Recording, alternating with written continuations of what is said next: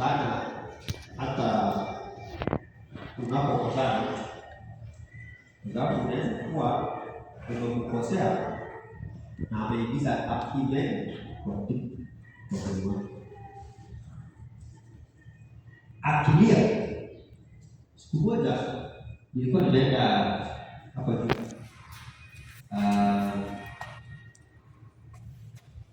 pale kwa polisi, kapata mama anapiga magoti kwa mzee, anamwambia nisamehe kabisa, nisamehe hizi dada zangu. So maskari waliponiona wakaniambia pasa ndio muongelesha hivi. Nikaambia huyu askari kitu baya. Huyu askari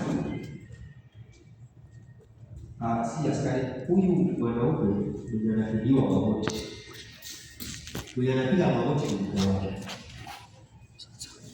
Ilikuwa ya kwamba mke wake alipata